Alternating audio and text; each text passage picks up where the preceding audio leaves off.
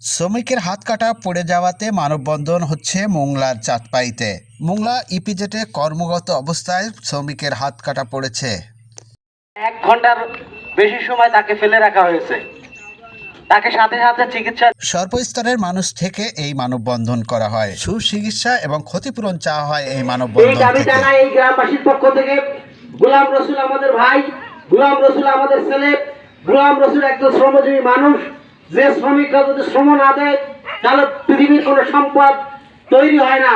এই শ্রমিকরা শ্রম দেয় বিধায় সম্পদ তৈরি হয় এবং এই সম্পদের মধ্যে দিয়ে সেই শ্রমিকদেরকে সম্পদহীন করে রাখা হয়।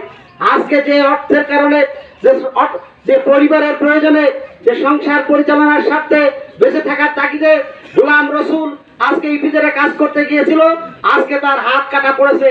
আজকে এই পরিবারের সারা জীবনের দায়িত্ব এই কোম্পানিকে নিতে হবে, এই ইপিজেড কর্তৃপক্ষ নিতে হবে, এটি আমাদের দাবি। এবং তার উন্নত চিকিৎসা চাই, উপযুক্ত ক্ষতিপূরণ চাই। যদি তা না হয় আমরা এই ইপিজেডে যে 10 থেকে 15,000 শ্রমিক কাজ করে, যদি এই দাবি যদি পূরণ না করে মালিক পক্ষ ইপিজেড কর্তৃপক্ষ, তাও 10-15,000 শ্রমিক আমরা এই ইপিজেডকে কিন্তু বন্ধ করে দিতে বাধ্য হব। দাবি আমরা আজকের এই মানববন্ধন থেকে আহ্বান জানাই। আমি গ্রামবাসীর প্রতি কৃতজ্ঞতা প্রকাশ করছি, ধন্যবাদ প্রকাশ করছি যে আপনারা তাৎক্ষণিকভাবে আজকের এই মানববন্ধনে যে স্বতঃস্ফূর্ত অংশগ্রহণ করলেন, এই দাবির প্রতি একাত্মতা প্রকাশ করলেন, গোলাম রসুলের পাশে এসে দাঁড়ালেন, তার জন্য আপনাদের কৃতজ্ঞতা জানিয়ে ধন্যবাদ জানিয়ে আজকের ডক্টর লাইন সাহেব এই ব্যাপারে অবগত হয়েছেন এবং তিনি খুব দুঃখ প্রকাশ করেছেন এবং সঙ্গে সঙ্গে তিনি যার চিকিৎসা ভালোভাবে চিকিৎসা যাতে হয় সে ব্যাপারেও তিনি খোঁজখবর নিচ্ছেন।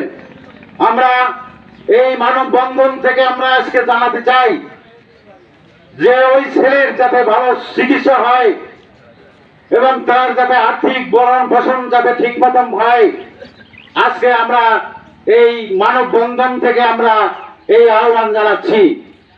পাশাপাশি আজকে যদি কোনো অবহেলা হয়, আজকে তার যে সংসার, যে কথা আমি বলতে যাচ্ছিলাম, তার আব্বা যখন আমাকে এই কথা বলতে বলতে, তার ছেলের অসুস্থর কথা বলতে বলতে ওই জায়গায় উনি আস্তে আস্তে আমার খাটের ঘরে শুয়ে পড়লেন।